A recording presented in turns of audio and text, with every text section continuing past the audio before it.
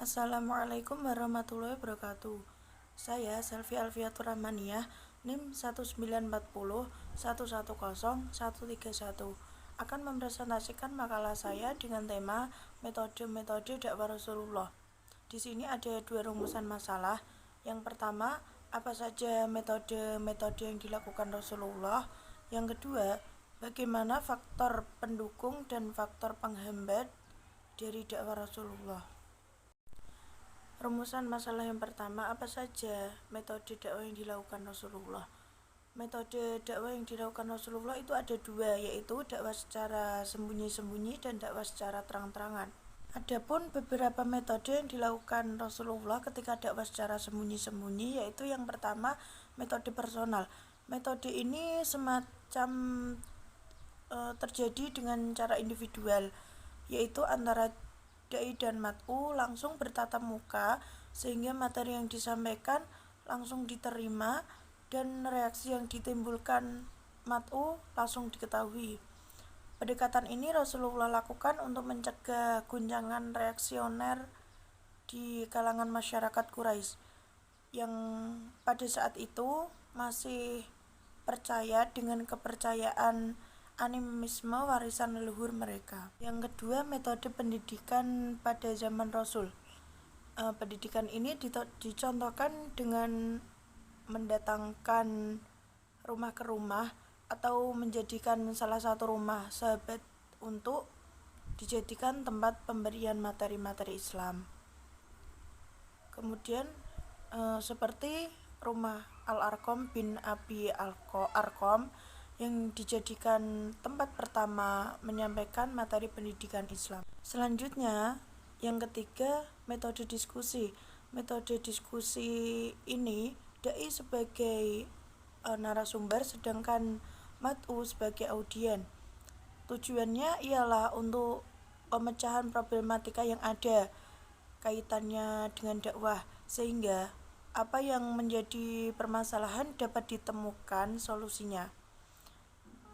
Pada masa dakwah sembunyi-sembunyi, diskusi masih dalam seputar ketauhidan atau apa saja ajaran Islam itu dan mengenal kehidupan setelah mati.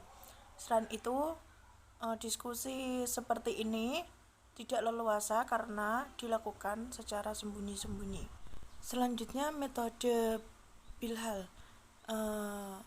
Dakwah metode ini dilakukan dengan upaya ajakan melalui upaya penyatuan elaborasi antara pemahaman atau pengetahuan dengan keyakinan atau perasaan.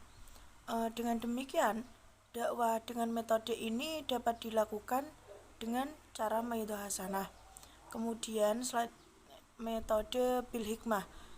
Dari sekian metode awal Rasulullah berdakwah atau setelah menerima wahyu kenabian, Rasul menjalankan tugasnya dengan metode bil hikmah, di mana metode ini dilakukan Rasulullah selama berdakwah, tidak hanya dakwah secara sembunyi-sembunyi, tetapi juga dilakukan ketika dakwah secara terang-terangan.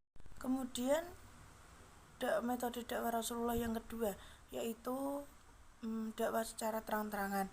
Adapun beberapa metode pada saat Rasulullah dakwah secara terang-terangan yaitu sebagai berikut.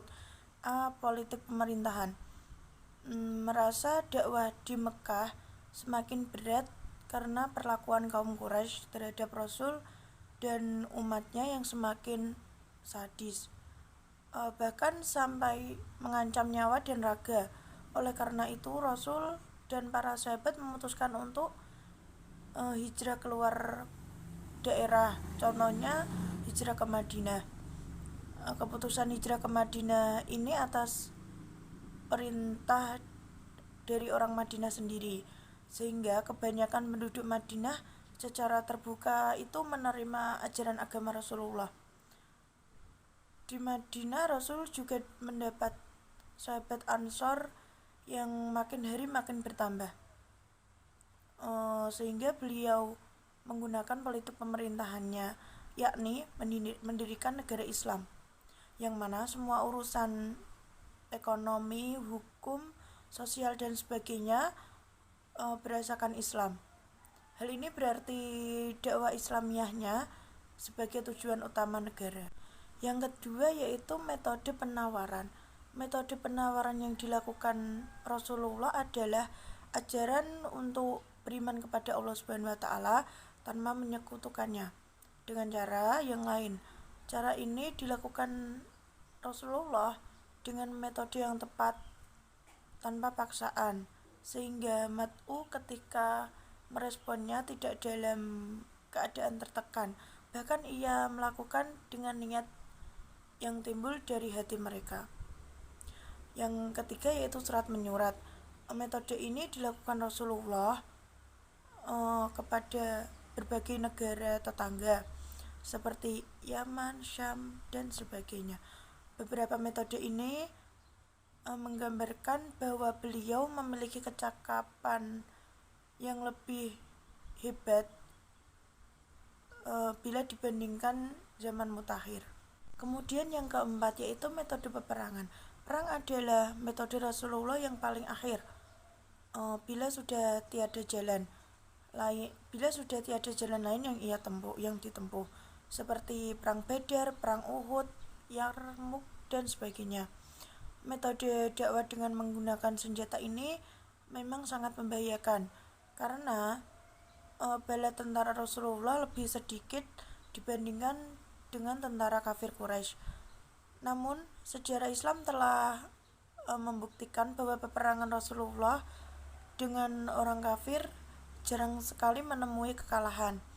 Dengan demikian, peperangan dakwah menguntungkan.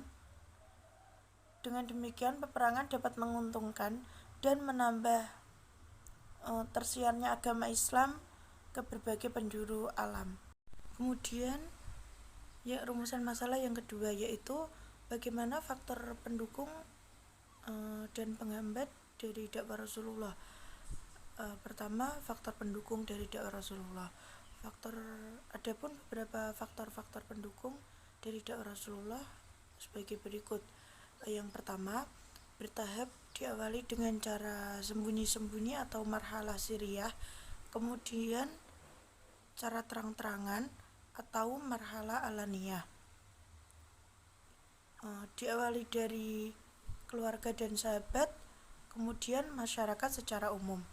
Yang kedua, konsisten Nabi dalam menggunakan etika dakwah serta penggunaan metode keteladanan atau uswah hasanah.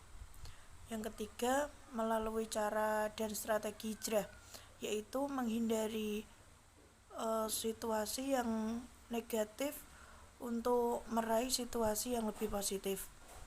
Kemudian yang keempat, melalui syair dan pranata Islam seperti khutbah, azan, iqomah, sholat berjamaah, zakat, dan lain-lain. Yang kelima, melalui musyawarah dan kerjasama, perjanjian dengan masyarakat sekitar. Yang keenam, melalui cara dan tindakan yang akomodatif, toleran, dan saling menghargai.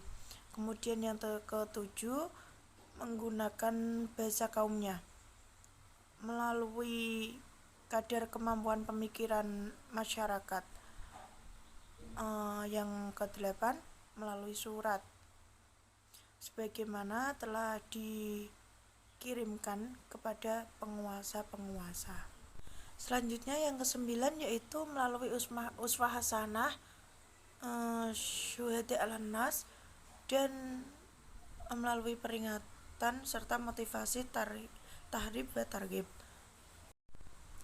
Selanjutnya faktor penghambat dari dakwah Rasulullah itu sendiri yaitu sebagai berikut. Yang pertama, penghinaan, ancaman, dan siksaan terhadap Rasulullah. Yang kedua, bujukan harta, kedudukan, dan wanita. Langkah ini dilakukan oleh kafir Quraisy dengan mengutus Utbah bin Rabi'ah untuk membujuk Rasulullah dengan harta, dengan janji berapapun Nabi meminta, maka akan diberikan. Bahkan mereka membujuknya untuk menjadikan Nabi sebagai raja dan diiming-imingi wanita-wanita tercantik di seluruh Arab, asalkan Rasulullah menghentikan kegiatannya menyebarkan agama Islam. Namun semuanya ditolak oleh Rasulullah. Yang ketiga yaitu membujuk dan memprovokasi Abu Thalib. Tindakan langsung terhadap Nabi selalu mengalami kegagalan. Maka kafir Quraisy mulai beralih untuk mempengaruhi dan membujuk Ali bin Abi Thalib agar memerintahkan Nabi berhenti dalam berdakwah. Mereka memprovokasi dengan memberikan ganti Rasulullah dengan seorang pemuda yang gagah dan ganteng dengan syarat Ali bin Abi Thalib tidak menghalangi mereka untuk membunuh Nabi. Namun usaha mereka ditolak oleh Ali bin Abi Thalib. Provokasi lainnya adalah membujuk Ali bin Abi Thalib dengan pernyataan bahwa Nabi telah membawa ajaran yang bertentangan dengan ajaran para pendahulu dan nenek moyang bangsa Arab. Taktik ini juga gagal. Bahkan Nabi mengatakan, seandainya matahari diletakkan di tangan kananku dan rembulan di tangan kiriku, aku tidak akan berhenti menyampaikan dakwah sehingga berhasil atau aku mati karenanya. Sekian presentasi dari saya. Apabila ada tutur kata yang kurang berkenan, saya mohon maaf. Wassalamualaikum warahmatullahi wabarakatuh.